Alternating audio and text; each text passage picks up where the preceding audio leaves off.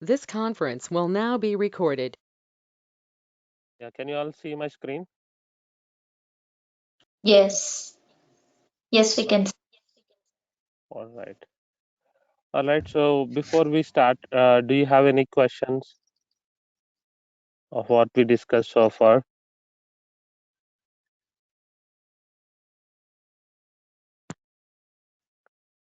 Okay. All right. So let's start off with the next methodology under Agile. So that's the Kanban approach for the software development activity. The Kanban approach for the software development activity. So before we discuss about the Kanban approach, so we will try to understand um, like how do we how the organization got into this Kanban approach and so on. So this is basically devised by Toyota Motors as part of their manufacturing industry. The Toyota Motors as part of their manufacturing industry. So if you look at any manufacturing unit, right? So when you look at the history channels or any manufacturing related programs, so there are different stages that are defined. There are different stages that are defined. So at each stage in the manufacturing process, a particular activity is done. Ultimately, at the end of all the steps, so you'll be able to see a complete product. So, for example, like for a car manufacturing, if you assume that there are 5 stages in the car manufacturing unit, just assumption. So if you happen to visit a car manufacturing unit, you'll clearly get to see the things that what are all the stages at what happens at each stage. For example, so at stage one, for the engine for the car is fixed. Whenever an item comes to stage one, the engine for the car is fixed at stage one.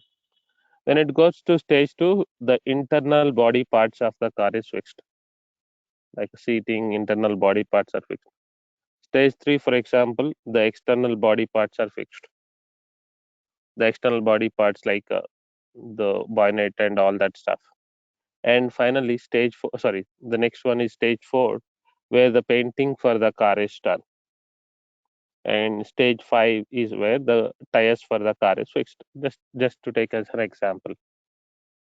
So if there are such stages, and at every stage, one item comes in, and the item is picked up by the stage one, and the stage one will do its activity out there, and the item will be moved to the stage two. And once the item is released from stage one, another item will be picked up. And subsequently, in the stage two, also the same. So once one item is done with the respective fixing of the thing, the next item will be picked up. At any point of time, if you see, there is only one item being served. At any point of time, at any stage, if you see, there is only one item being served. Okay, so that led to the efficiency in the manufacturing activity. So that led to efficient manufacturing of the products. So that's where a lot of other organizations started using the similar methodology. So this is devised by Toyota Motors as part of their manufacturing activity. So in a similar way, like the same kind of implementation is done for the software development activity, and that week we are calling it as a Kanban approach. That we are calling it as a Kanban approach. So it's a lean approach to the agile development methodology. So when we talk about agile, we spoke about something called as lightweight engineering. We spoke about something called as lightweight engineering. When we talk about Kanban, it's a lean approach to the agile development methodology. It's a lean approach to the agile development methodology. So lean is further lighter than lightweight engineering activity.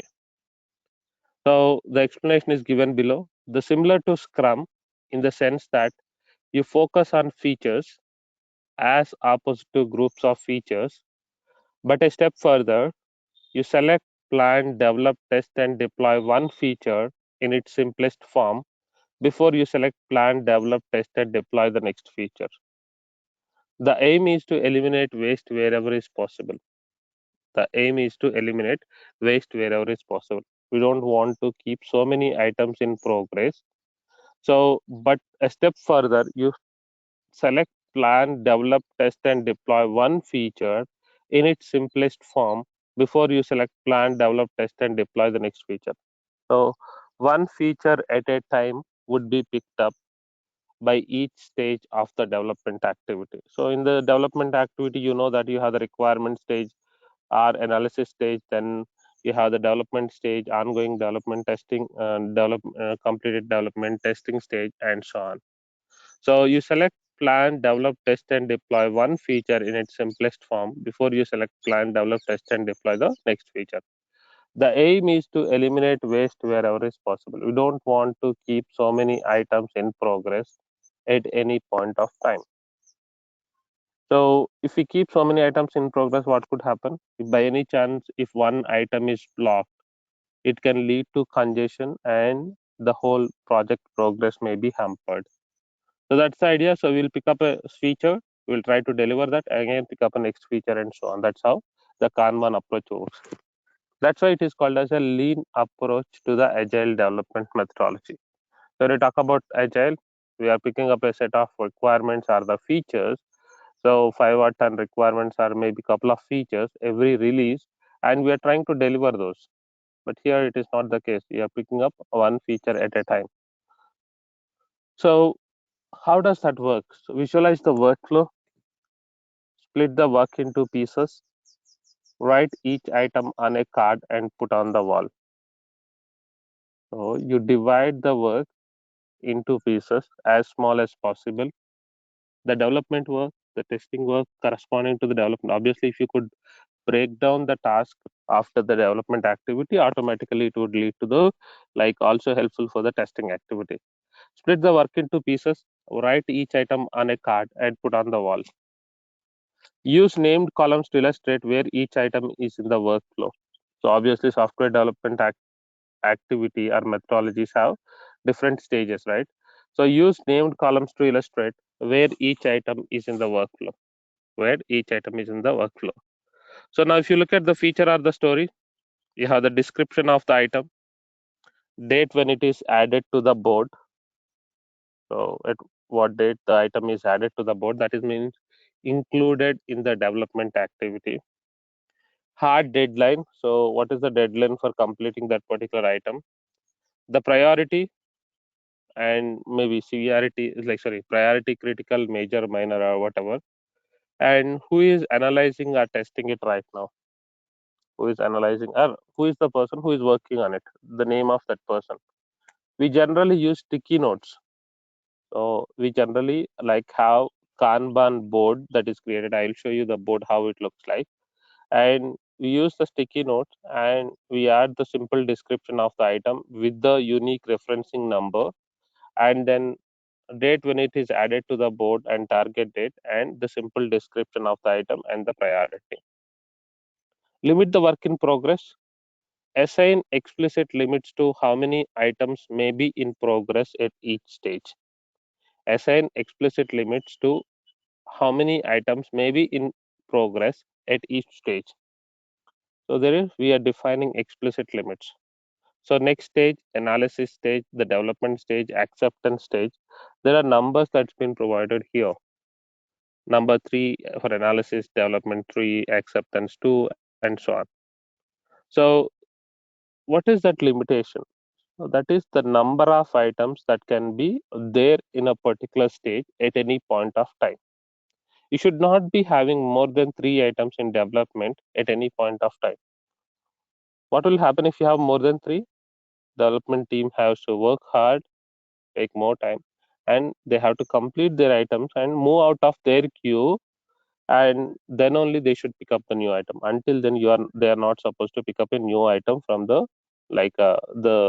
previous list, like analysis stage or whatever.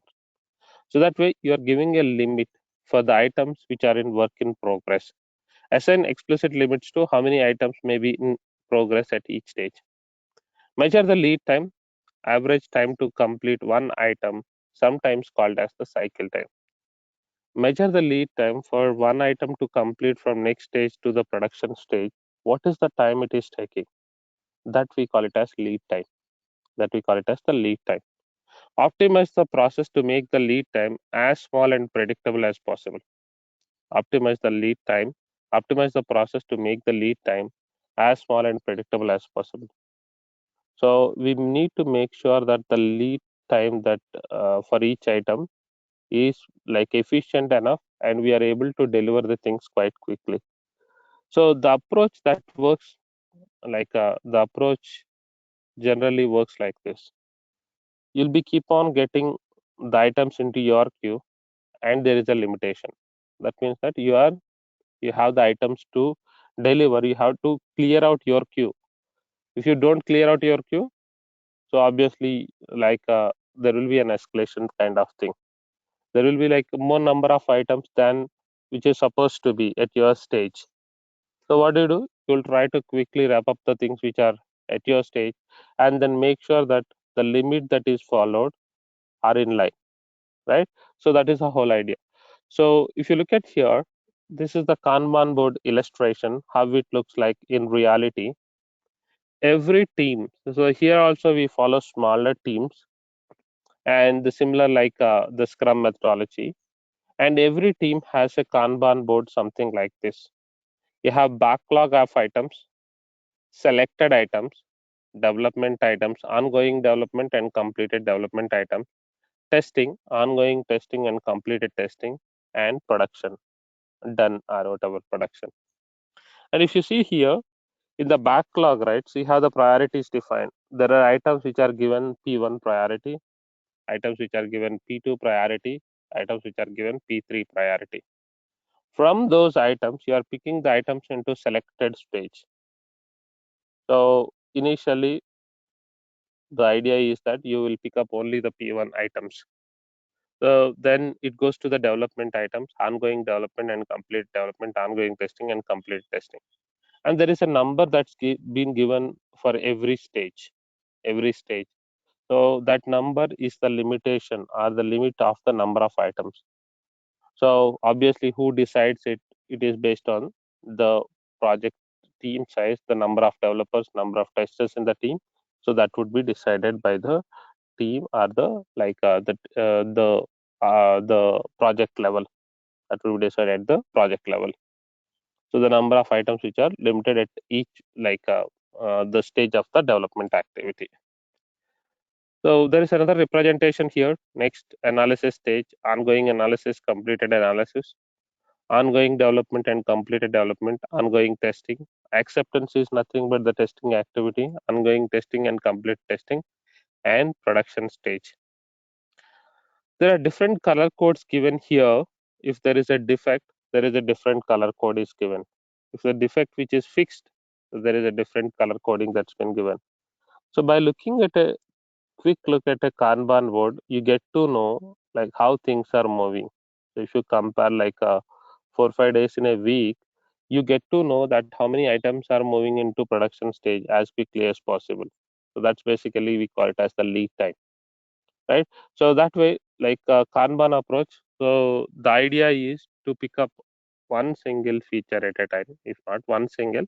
So the idea is to pick up the less number of items into the development cycle and like every stage has its own limits, the number of items, the limit for the number of items, and as we move on during the development life cycle, so we may need to make sure that limits are not breached, so and the items are quickly moving in the workflow, if by any chance there is an item which has a defect, there is a different color coding, and if the item is blocked, there is a different color coding. All those things are there as part of the Kanban illustration process. Is that clear? Are any questions? So I have one question regarding. Yes, please go ahead. My question is the Kanban board. Each board is is allotted to each team or Yes. what? Yes. Okay. Each sprint team kind of thing will be there. So for each sprint team, one board would be assigned. Even that board is either they'll have in a room like meeting room or side by their cubicle. So that board would be maintained. For example, in between of the day, if I have completed one of the item with the requirements and all, I can go and move that item from requirement stage to the in development stage or requirement completed stage. Okay, so Okay. during the start of the day, you will have the similar discussions like where we stand.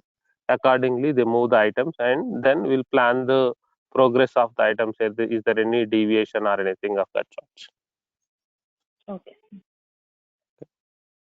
Yeah. Yeah, I Yeah. have a Please go ahead. question.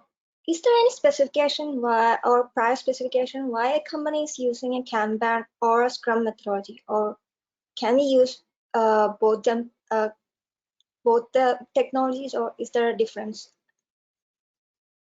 It's first of all, it's not a tech. It's not a technology. It is just a methodology. These are just the methodologies, the practices by which we can develop, like the practice by which we can develop or we can progress with the development activity. Okay, So some practices are efficient and suitable for a particular project, right? so So for a yeah, please company, go ahead. sorry, so for a company, is there for only following a Kanban methodology, or they can follow Scrum or Kanban depending on their projects? No, it's not at a company level, right? It is done at a project level. Okay, so one project may be following agile, the other project may be following Kanban. So that happens. If you see that organization will have a number of projects that will be running in parallel, right? So Okay. based upon the convenience, and these projects are led by the different managers, right? So different management delivery heads are the like regional heads. So based on their comfort level, they think which is efficient, they will take up that approach again. So those are in boundaries, like whatever that are defined by the higher management, like a COO level or CTO level or whatever, right? So in line with the, like, let's say that okay, all of our organization should follow agile methodology. So that means you follow either Scrum, you follow either Kanban. I don't mind, but then so we should definitely follow agile, not like waterfall or any other thing. So that kind of standardized approach they define, but under that, depending upon your project and project need, you can choose one. Okay, and again, so this particular methodology, since you asked the question, this particular methodology of Kanban would be more sensible for support related projects.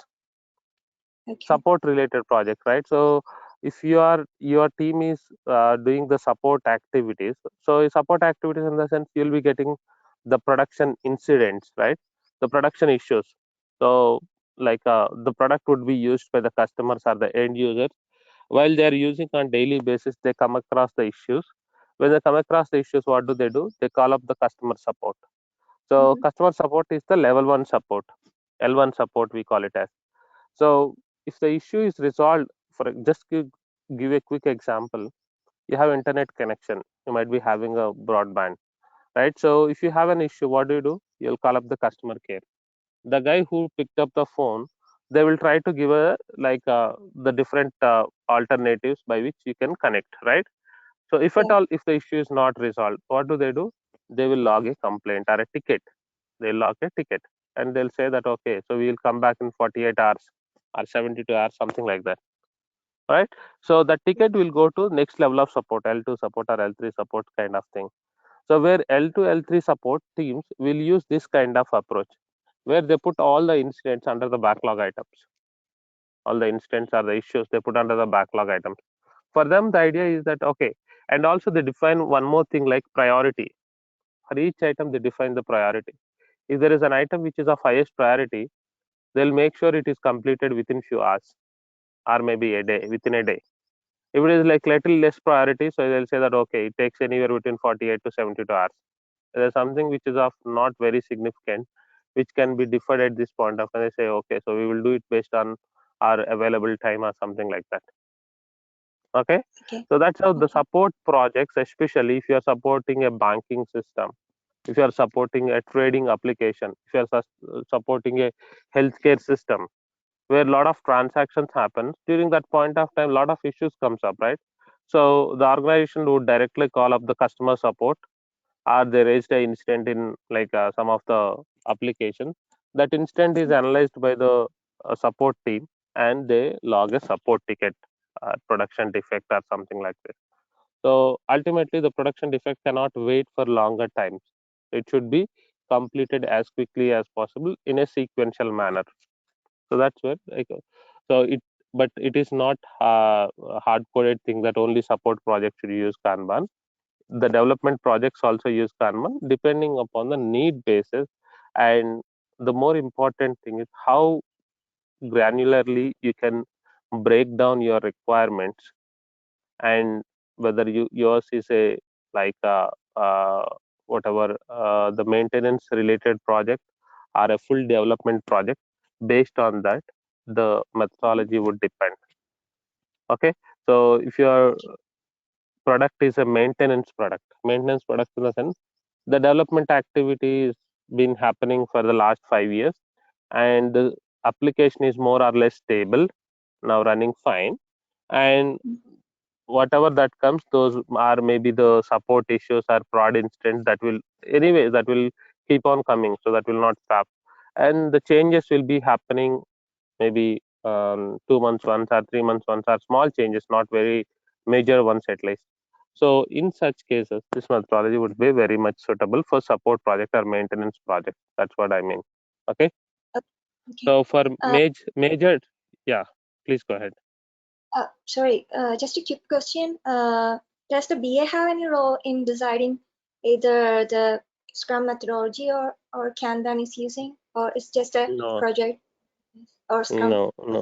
no. It is done at a project level. Yes, the inputs are taken, but the decision would be like the project management team and the business lead who will decide which methodology would be suitable for the project. Okay. Okay. Okay. Yeah. Good. Thank you. Right. Any other questions? Right. So moving on to the prioritization techniques. For all these things to work effectively, so if you take up, if you remember what we discussed yesterday, the Scrum methodology, our today's discussion, we have the priorities defined, without which these methodologies will not work. So if you don't have proper prioritization, then the agile methodologies will not work, because you are not developing and delivering all the items together, right? You are developing and delivering stage by stage, picking up a set of requirements from the complete list and developing and delivering it. So in such cases, so this methodology these methodologies require you to prioritize your items, give the priorities. Like if you look at the priorities, you have the Masco technique, prototyping, a requirement workshop, and then you have the time boxing technique. Masco, prototyping, requirement workshop, and the time boxing technique. So what does Masco stands for? So these are all the prioritization techniques. There can be few others also, so but the major ones are listed out here. So when we talk about Masco technique, where M stands for must to have requirement, must to have requirements. So from the list of requirements that we have in the backlog, we pick up the items which are must for the customer, without which the customer will not accept the product.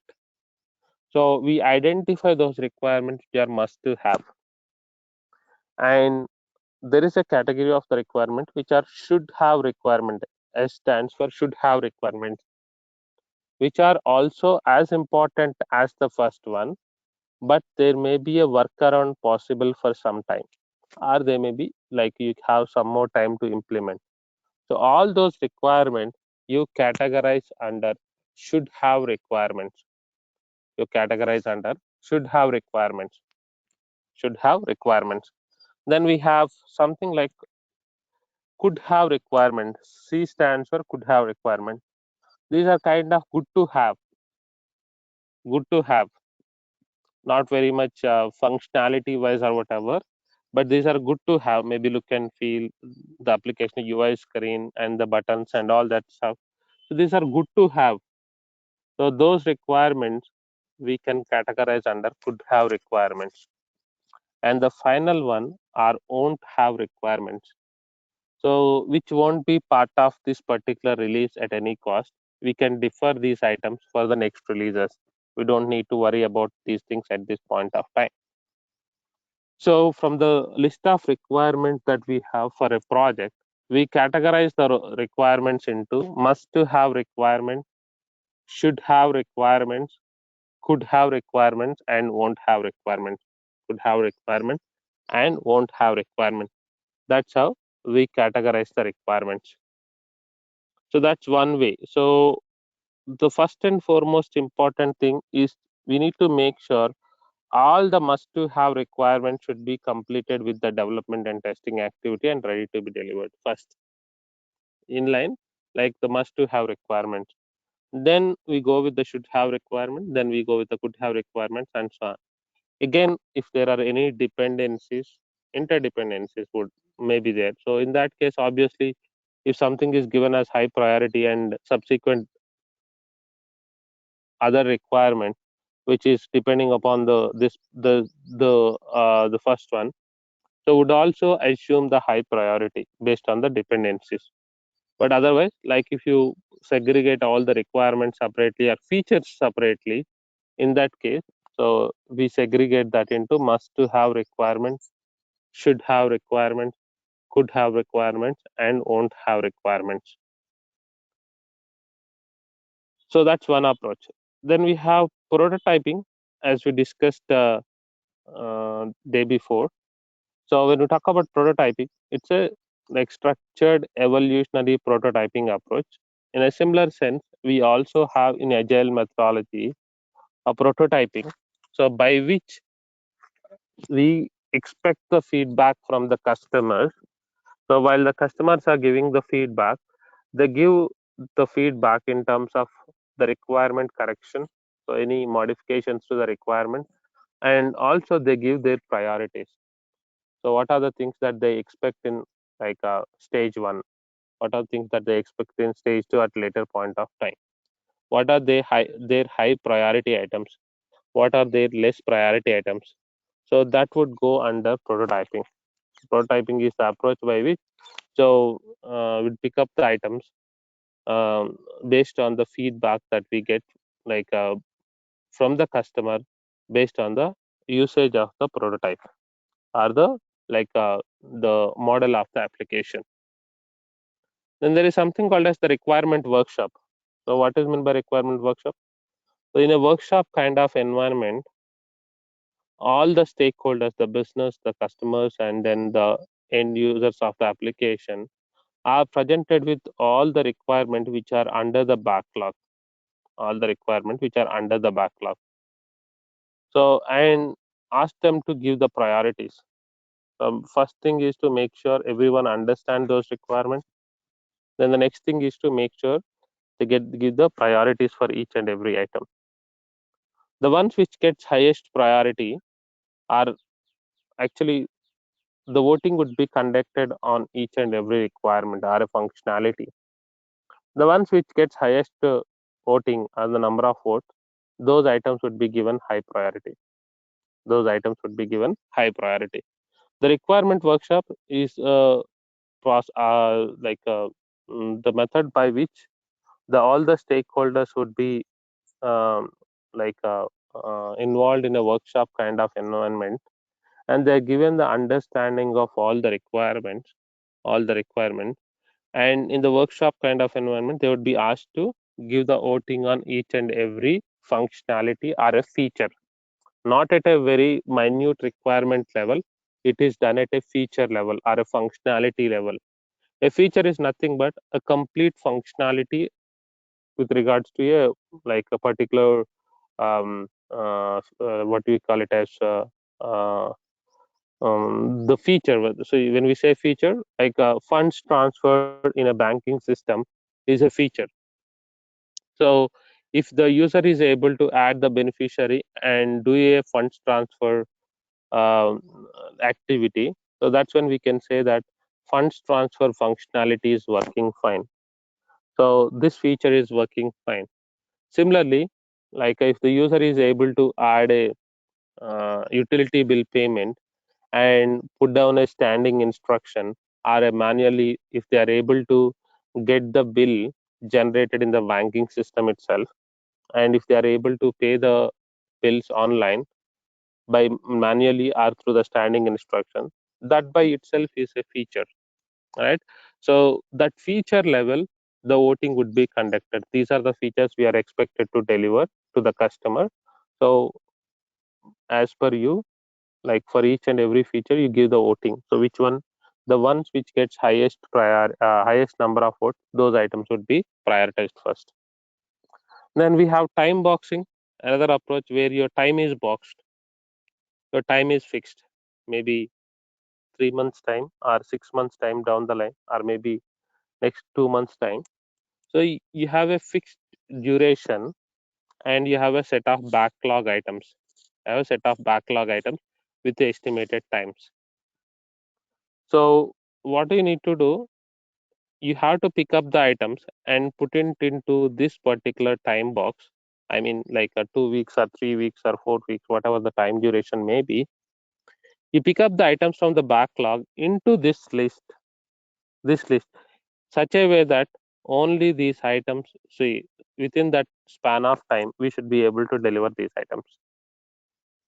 So it doesn't care about like which one is business wise important or whatever. So which can fit into that development cycle, or like a 2 weeks or 3 weeks or a month or 2 months time. So with that time, within that time, so whatever that can be delivered, only those items are picked up into the like sprint, the for the like delivery of the things. So those are all things, those are all the requirements which are picked up into like as per the given time. Those are all are called as the high priority items, which needs to be completed within the given span of time. Just to give a quick example for time boxing, for example, Apple is going to come up with the iPhone version, the latest iOS version in next 2 months down the line, next 2 months. So maybe June 15th or so. So there is a like date that is been like disclosed by the company. Now the competing operating systems like Android would also like to release their iOS, so operating system, prior to or before Apple would release their operating system, maybe 15 days prior, so that they can actually get the market share rather than doing it after Apple does it operating system upgrade. So now we have 1.5 month time. So June 15th is Apple's iOS release date, June 15th and around that time. So Android would like to do it a bit before, so that we can get some market share. That's the whole idea. So now our time is fixed. 1.5 month is our time. And we have a set of backlog items. Obviously, like there might be some requirements or features which are in pipeline, right? They might be doing some AI related stuff. So all that, a number of things may be in pipeline. But by the end of May, we need to deliver something and showcase to the customer and the latest version. So obviously, for them, the fixed duration is May end, May 30th or 31st. So now your time is fixed and you have a backlog items. Whatever that can fit into this 1.5 month time, that would be picked up and called as a priority items. So that kind of approach is called as time boxing approach. That kind of approach is called as time boxing approach. So that way, when we talk about priorities, we have Moscow prototyping, requirement workshop, and time boxing. There is other way also. If customer would give you the priorities, or your business gives you the priorities that, okay, these are the items that I'm expecting for the next release or next to next release or next within the next 3 months of time, then done. They have defined their priorities. That's the final thing. That is the final thing. So that way, if you look at the prioritization technique, so these are all the things that would generally be the techniques that are used for the prioritization activity. Is that clear? Kiran, I have one question. Mm-hmm. Yeah, again, the prioritization technique. Who is going to decide which technique is going to be followed? It's at again the project level. All these decisions are done at a project level. The project management, the business users would define the priorities in general. If not the business, if you're doing something as a from the scratch and you have list of features to be delivered, so then your project management team with all the stakeholders and the business analysts would discuss and decide upon the priorities. Discuss Okay. and decide upon the priorities. And based on that, you will pick up the items into your sprint cycle. See, Okay. every quarterly, if not every monthly, quarterly, they'll have the discussions, right? So the Mm. business team, these are all the backlog items or proposals we have created for this particular financial year, or maybe down the line for next 2 years. So out of these proposals, so what business things are very important at this point of time, or what are the features which adds more value for us? Okay, so from the given list of items, they'll discuss. Okay, next 3 months. So we probably, because of lockdown and all this stuff, we may not get more customers onboarded. Rather, we try to stabilize. We'll take a step back and stabilize and see if there are any things that we can correct from the existing system, or maybe some changes, UI changes or whatever. So we'll try to take a step back and do these things on a priority basis, and whatever they are in line for the new item, which probably we can pick up after 3 months time depending upon the market condition. So that is how they do the prioritization again and again and again multiple times, and based on that the items will come into the like a development bucket. Okay. So, but just in case, if we have picked up a Moscow technique or a requirement workshop, and the Uh-huh. work is going on, and for some Uh-huh. reasons the time boxing Uh-huh. has come into picture, so there is a chance that we can take into consideration the time boxing, right? Okay, so again, yeah, so this there is no hard and fast rule that they use only one prioritization technique. That's the Yeah. foremost thing.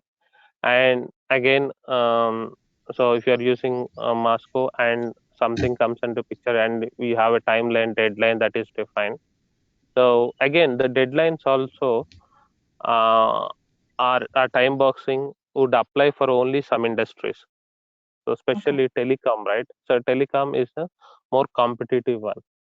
If you take the banking systems, right, your banking system you might be seeing from last 5 years or 10 years.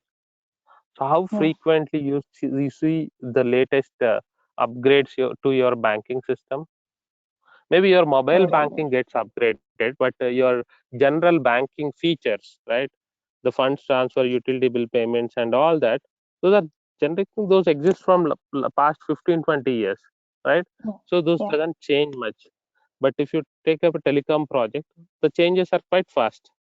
Whatever the features that you have seen 2 years back, and a lot of things have changed by now, and lot many changes that you would be seeing for next 2 years, right? Next 2 years or 3 years or down the line. So that's Yeah. how, depending upon the type of the software applications we are developing, so the changes would vary. So based on that, the prioritization techniques would vary. If there is a time boxing that comes into picture, for example, we tried prioritizing the regulatory requirements. So we are supposed to send a report to the regulatory bodies. So if you talk about the regulatory bodies, for the banking system, you have Federal Reserve in US market. So all the banks should go by the guidelines of Federal Reserve. Similarly, if your application is related to the trading related application, right? So maybe the stock markets or bond market related application, it needs to follow the guidelines of Securities Exchange Commission, SEC. Okay, so if they come up with some regulatory requirement that by the end of July, I want all of the banks to report a particular transaction. So obviously, in that case, though your priorities are you have already defined for next 3 months, all of a sudden something comes up. Any regulatory requirement will definitely have a timeline. Within the timeline, you need to develop. So either you break down your resources in such a way that a team completely works under the regulatory reporting and deliver only those things, and other teams may, like as per your priority plan, pick up those items and they can deliver those items. Maybe you need to like replan or revisit your plans items for the next quarter or the next quarter accordingly. Okay. Yeah, I have one last question, Kiran. So Mm-hmm. in the Moscow technique, you said M stands for must have Mm-hmm. requirements, S Mm-hmm. so and so. So when the last W stands for won't have requirements, right? Mm-hmm. Yes. So basically, for one sprint, we have all these requirements like must No, have, it's should not have. that way. It is not that Oh, way. oh, So from the backlog items, you prioritize your P1s, P2, P3, P4, R, M, must to have, should have, and so on. okay, And so again, so this would make much sense if you have a BRD document or business requirement which are defined at a high level. So when a okay, business requirements are defined at a high level, they define the features, right? So the high level features, they don't give you the detailed information. When they give the high level features, so some of the requirement would assume the role of must to have requirement, without which okay, business says I won't accept the solution, right? yes, So then our priority becomes we first identify, break down this must to have requirements into detailed stuff and deliver those things first. May it okay, take 3 months time, may it take next 6 months time, that's fine. But all yes, must to have should go first, then should have. If there by any chance there is a dependency, in order to develop a must to have, there is something we need to also develop some cosmetic related or UI related changes, which ideally goes into could have requirement or good to have requirement. So all of a sudden those requirement would become high priority because there is a high priority requirement aligned with it or dependent on it. So okay. that way they look at the dependencies and decide upon which needs to be developed first and so on. Okay, so I was confused that in a sprint we will decide. No, not like that. In a Okay, sprint, okay, it's all like in a sprint cycle. What we decide is doing a sprint planning activity and all. So what are all the items that comes into our sprint queue? That's it. So if the item is in your sprint, that means that you are supposed to complete that item by the end of 2 weeks or 3 weeks or 4 weeks time. There is no other go. yes, Okay. yeah, So won't have or good to have good. That is not the case. Only for the items which are in the backlog, right? okay, Product backlog. So in such cases, you decide, right? What are your P1s? What are your P2 items or P3 and P4 items? yes, yes, got it. Okay. Thank you. All right. Any other questions? So, I have a question. Like, if we completed the prioritizing the Moscow prioritizing technique, Uh-huh. Uh-huh. and we started our sprint and developing this application. And if another requirement is coming up, the new Uh-huh. requirement is Uh-huh. if we add two or three new requirements, does it go to the prioritizing technique and Okay. third one, or sorry? Okay. Right. Got it. Got your point. So first of all, let me clarify one thing. So we are not doing the prioritization at a sprint level. So Okay. sprint level, if you are picking up the items from product backlog to sprint backlog, there is no other go. You need to develop and deliver it. Okay. So in Okay. between of the sprint, if something comes up that a high priority item is coming up, then we need to have the discussion with the business that this is how we planned our sprint. This is the timeline. This is the effort that it takes. And Okay. suddenly, if there is something that comes up, either that item has to wait until the sprint is over, the sprint cycle is over, which needs to pick up in the next sprint. Okay. Or if you want the item to be delivered as part of this sprint, we will make sure that one of the items which is supposed to go in this sprint, we get a special permission that okay, so this we can probably drop it off for now, and we can pick up the whatever the item that has come in now, and we deliver that one. So accordingly we plan it. In Okay. general, so if there is a high priority item also, it needs to wait until the sprint cycle is over. Now, whatever the technique that we are talking about, mask or whatever, this applies to the product backlog. Your product backlog may have 100 requirements or 50 requirements. For that product backlog, so you decide which are the features which are must to have for the business, which are the features which are should have features, could have features, and so on. That's how you decide. So when times like this, like you don't want to spend so much time on the new features and so much funding on the new features, we'll rather pick up could have requirement, make things better for the existing customers rather than acquiring the new customer. That is how the planning would be. Okay, so Okay. for your question, for sprint there is no Masco technique or whatever. So once the sprint planning activity happen, during that point of time, Scrum Master, the business team, and then the BAs and all the people, they discuss and pick up the items from product backlog based on, again, must to have requirement, should have requirement, and put it into your sprint backlog. Once it is into sprint backlog, that is, once it is decided that next week these are the items, there is no other choice. You need to complete all those items within next 3 weeks. Okay. Okay. Right. Thank you. Okay. All right. So let me quickly, so we are done with the agile development methodology. Let me quickly open the next. So the next thing that we are going to talk about is the requirement engineering. We're going to talk about is the requirement engineering.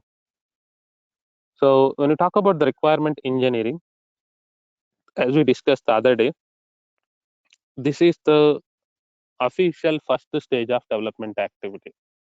Officially, the first stage of development activity.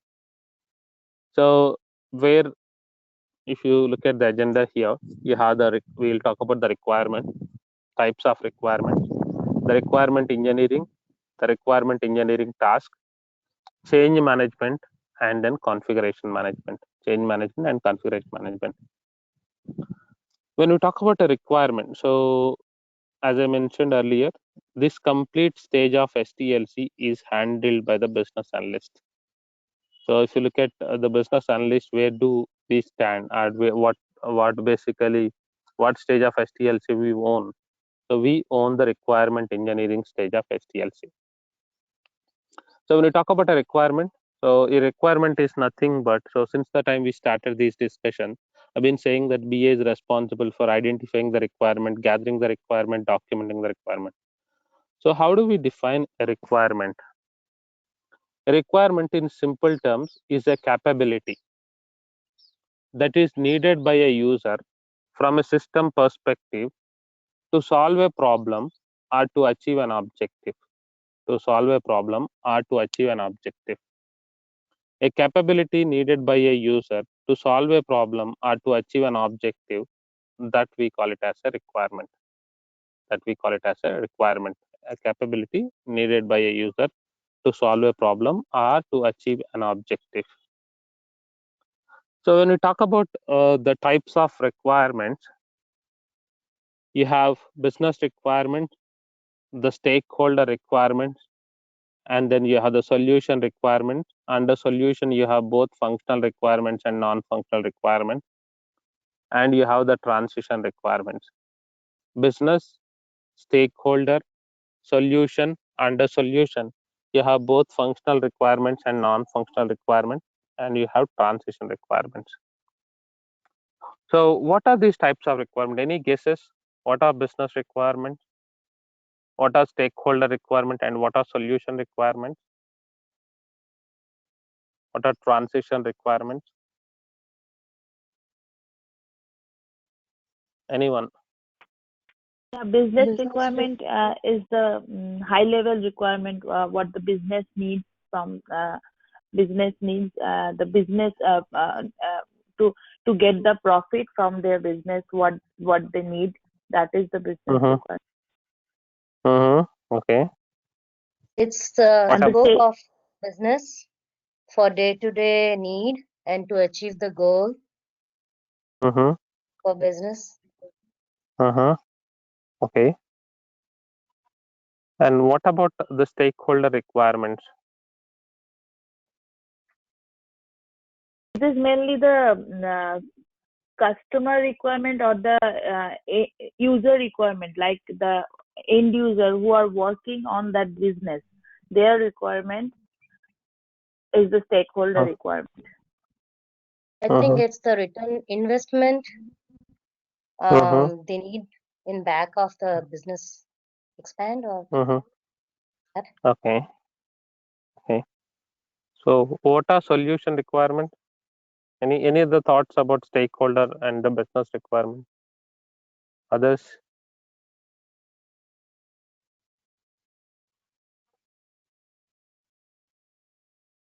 Solution requirement is the application which combines with the functional and non-functional things.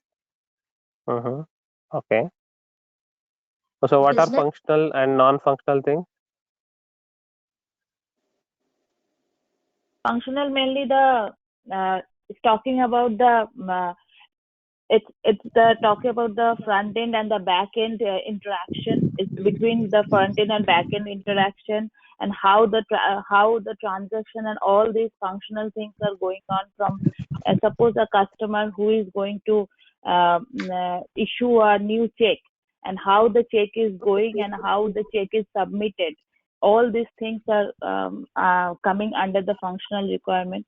And in the non-functional requirement, we are mainly talking about the performance, security, maintenance of that particular project. Performance and what else that you said? Performance, maintenance, the security, these things. Okay. Functional requirement is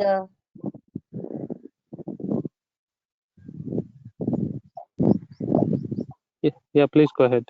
hello. Yeah, please go ahead. I can hear you.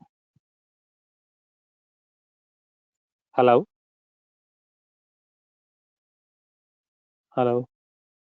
Okay. All right. So yeah. So please go ahead. Yeah, functional requirements are like they define the main function what we are supposed to achieve. They describe the main purpose of the requirement. Like suppose, let me give an example. Like there is a key, login key is there. So main function is to unlock the main purpose of the function is like noted in the requirement book. But like pen is there. What is a pen pen does is it produces ink on the surface, right? Yeah. Yes. So it's like that functional requirements. But non-functional is like it describes as all qualities and characteristics, like capacity, time, or like how fast the website should work and all. Yeah. True. Yes. Yeah. Okay. Cool. What about the transition requirements?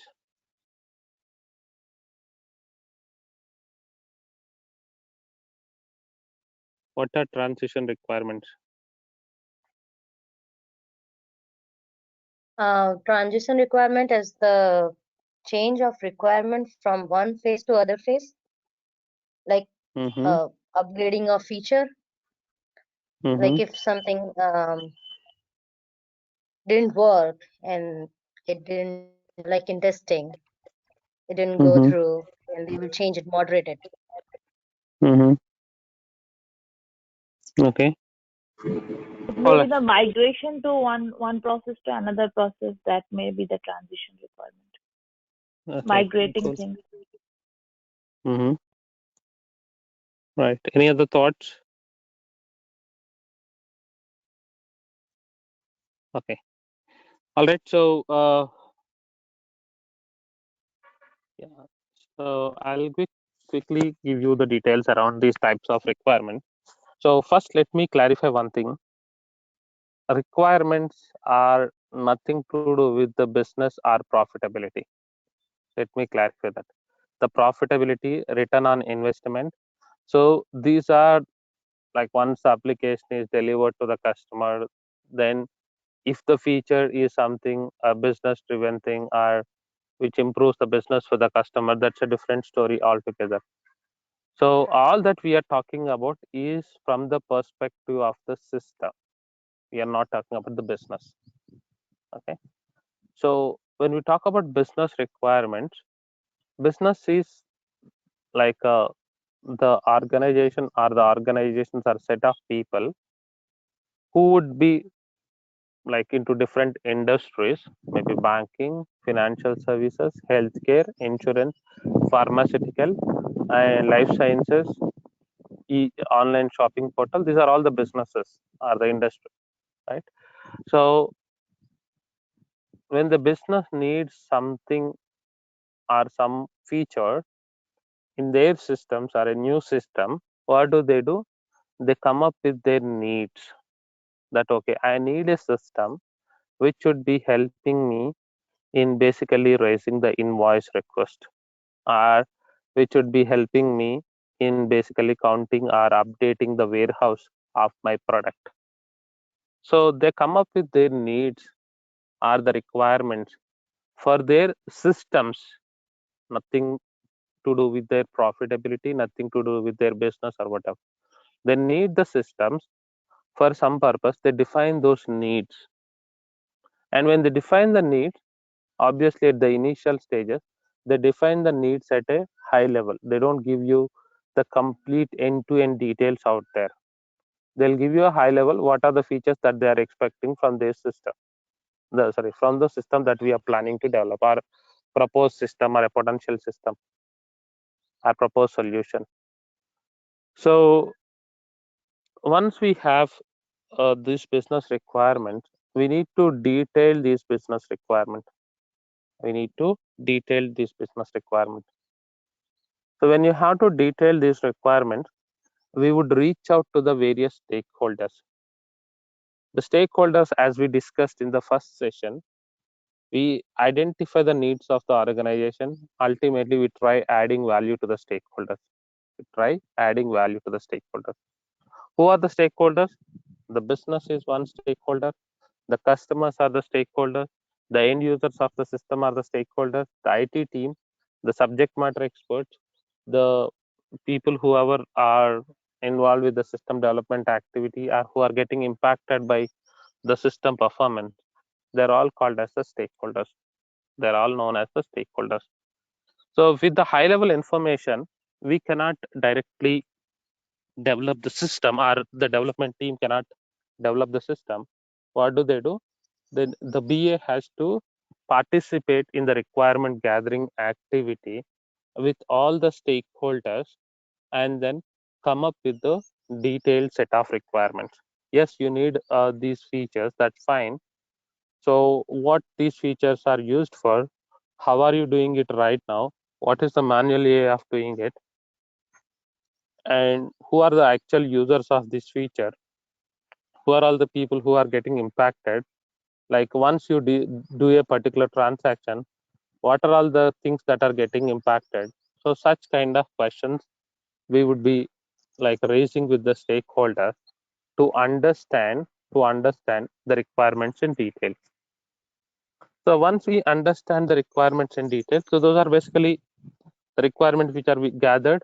Those are the stakeholder requirement, but those are not the final version of the requirement. Those are not the final version of the requirement.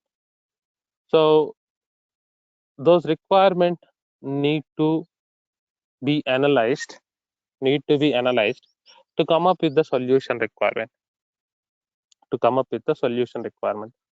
A solution, as some of you mentioned, you have mentioned correctly the functional and non-functional. A solution is nothing but what? A software application. A software application is a combination of functional requirements as well as non-functional requirements. Someone said that front end to back end, how the process goes, the workflow goes. Yes, those are called as the functionalities of the system. How a transaction would get initiated, whether customer initiates the transaction by himself or herself, or whether a representative will sit in front end desk, they initiate the transaction, they do it in a front end GUI or UI screen. So where does this transaction go and what will happen? What are the tables that needs to be updated? So all that would come under the functionalities of the system or the features of the system. While you have the non-functional requirements, for example, the performance of the application, how fast the system is able to do these transactions, how efficiently we are able to transfer funds from one account to another account. When we talk about efficiency, just to give a quick example, during volatile times, the markets will move like anything. The stock markets or bond markets will move like anything. And there are thousands of customers or investors, they will try to close their position. For example, we are trading in a stock market. We have few stocks that are like we bought it, and now the market is going down very fast. So now we would like to dispose our items or the stocks that we have, right? So obviously, like most of the people would be using the application at the same point of time, and the market movement is quite huge, right? During that point of time, for obvious reasons, the system would lag, or there will be performance issues that you may see. So these kind of things, if you observe, so Amazon, when they are doing their big billion days or any sale that is coming up, so for you during the season sales and all that, during that point of time, the system performance will not be good because more number of people would be using the application at a time. So how efficiently the system can handle these things, how efficiently the system can handle these things. So that goes into the non-functional requirement. So performance is one such thing. Along with the performance, you have something like the security of the application, the reliability of the application, and user friendliness of the application, and so on. All these are called as non-functional requirements. We would be having a discussion on these things later. Then we have transition requirements. So what are transition? One person has said that it's migration. Yes, transition, the other sense is migration. But here the transition is more of once the application is ready and we are about to deliver that application to the customer. So we need to make sure that the customer systems are well equipped, the CPU capacity or maybe the database things, and the system is able to handle those things. And also we may require installation guides, the user documents for the customer to be able to onboard easily. So all such requirements, we call it as transition requirement. So in order to basically get used to the new things or the new system or move from point A to point B. Point A is where the organization doing everything manually, to a point B where we are implementing a new system for them. Or point A is where they have already a system. Point B is where we are giving a new feature or the additional features or cloud-based things or whatever. In order to do that, there is something required for them. There are additional capacities required, and the user documentation required, help desk documentation is required. So all such things, we call it as transition requirement. In order to do the transition from the point A to point B, or implement a system, so what are all the things that are required? Those things we call it as transition requirement. Those things we call them as the transition requirements. So that way, if you see all of these things, right, whether business, stakeholder, solution, all these things are the different layers of the same information. We start the project with the business requirement, then we get into the discussions to come up with the stakeholder requirement, then we streamline those requirements and do scoping and de-scoping, Then we come up with the solution requirement, and under solution you have both functional and non-functional. Then once the system is ready to be implemented, we make sure the other side, the customer system, has the required capacities and do the implementation activity. Those are called as the transition requirements. So that's about the various types of requirements that we generally come across during the development activity. Any questions on these things? I have a question. Like, if there is a business organization like a bank, and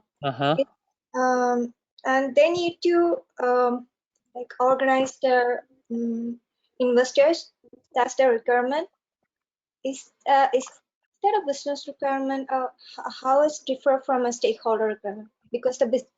No, that is not at all a business requirement. Okay, that's not at all a. Yeah, can you give an example? Yeah. Like, so the business requirement is that. So the other day, first day, when we were talking about some example, like say HSBC Bank, they realized that 5% of their customers are frequent travelers by air. They do air travel frequently. The customers who are having a bank account with HSBC, they're doing a frequent travel through air.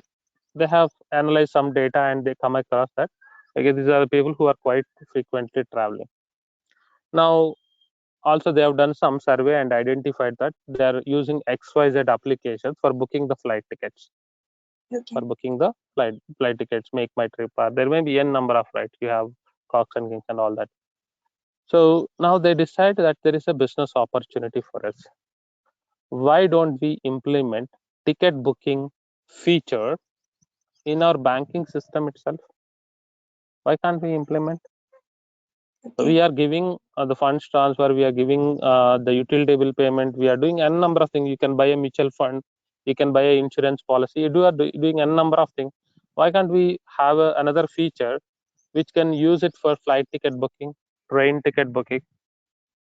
Right. So they have identified an opportunity out there, and then so obviously HSBC, they may be using their own software, or they may be using some other organization software, a banking software. So what do? The business team of HSBC, so they create a proposal and they go back to the technical team where the BS and all the people are involved, the development team. They give us the requirement saying that yes, we need the ticket booking functionality as part of our banking system. Ticket booking functionality. So that becomes your business requirement. Okay. So they give the needs of the organization. That need is majorly related to the system need. Software need. Okay. The software need. That's what the difference is. Like you have investor gathering or something of that sort you are saying, right? That's basically like maybe a requirement, maybe, but it is nothing to do with system. There's nothing you can do with that system. But probably you can put it like this. So I have an investor gathering maybe next month. So I want to collect all the customer data, and I want to put in all their customer data and with regards to these all details, and I need to create a database of the same. I want a system for it. That becomes a business requirement. So yes. So what's the stakeholder requirement of the same example? Like, yes. So now that you are asked to develop a ticket booking application, right? Ticket booking feature probably. Yeah. So the ticket booking feature, they give a high level requirement that okay, we need the ticket booking feature on our system. So what does business analyst will do? Okay, they will get back to the business and ask that, okay, so there are n number of options that we can do. Either we can use the existing softwares which are used for ticket booking. So the moment the user logs into our bank account, we will give an option for them that okay, click on the ticket booking, it will navigate to third party website directly. Yeah. Or if you want something by ourselves, so what all things that you want only flight ticket bookings, or domestic booking, or international bookings as well? and then foreign currency transfers like payments and all that. Payment gateway also should be there. You need to make the payment for your booking, right? Payment gateway also facility that. So do we need to develop that? So all those questions we would pose to the business, trying to understand what exactly, how exactly they need that feature to be implemented. So those requirements we identify by posing those questions. Those requirements are called as stakeholder requirements. Okay. So stakeholders are again the business, the customer, then the IT team, then subject matter expert. IT team in the sense the leads, the development leads, and all. So you ask the questions and you come up with the detailed information, but the detailed information may be not in a proper manner. So that's where you analyze that information, so that stakeholder requirement, and come up with the solution requirements, more refined solution related requirements. That okay, yes, I need the system now. I need the ticket booking system for flight ticket booking for both domestic and international. So I need the radio buttons for domestic booking, international booking. I need one-way radio button and two-way travel radio button. And I need from destination to destination, from source station and to the destination station. All these details should be there. So that becomes your functional requirements in under the solution requirement, under the solution requirements. Is that clear? Yeah, sure. Thank you. Okay. Kiran, I have just one question. Just to clarify the thing, before the functional requirement, for that functional requirement, we just need all the details to create the tables and all, to get the data and all. So do we need to design any UI for that, or any to get the picture like this? This would be the page. This would be the field. So first we need to design any UI. Yeah, so depending upon the need, we need to create the UI designs also. So that's where we use wireframes, probably, or if at all, if there is already an existing system, you are enhancing it, right? You are adding new features, for example. What I do, I go to the developer and I ask them that okay, I need a new screen, I need an inquiry screen, or I need a ticket booking screen, something like this. Can you please, in their development environment, they'll spend some time, they create one screen and give it as a screenshot for me. I use it in my requirement document. So that is for existing. Existing. Yeah, for a new project means when the project is obviously you use the design tools. Okay, first we need to design UI for that. Yeah, so Microsoft Visio, and then you have the wireframe tools, a number of tools available. We can use those tools to create the UI design of the application. So BA is the person who is going to design the UI. UI screens are yes. Okay, UI screens. Yeah, I'm talking about the static screen. Yes. Okay. Any other questions? So with this, I'm going to end up the session for today. So tomorrow we'll talk about the requirement engineering task. So where we talk about the requirement elicitation, analysis, and so on. So that's pretty much it for today. Thank you so much, and see you tomorrow. Thank you. Excuse me, Kiran. Yes, we didn't get any recordings yet. So when can recordings links? Can you? Yeah, I spoke to them. Can you please check with Shravan once? Yeah, sure. Yeah. All right. Okay, thank you. Hello, Kiran. Yes. Actually, I joined this session from today. How this has been so far? Like, is there any recording links or something so that I can refer? So recordings are available. Just need to check with Shravan sir once. He has all the recording. You can check with him. So if at all, if there is any challenge, so I will check with him and let you know. Okay. Okay. So this is basically this is fourth session, I guess. Okay. Yes, this is fourth session. Yes. Okay, I will check with him and get back to you. Yeah. Thank you. Sure. Okay. All right. Thanks.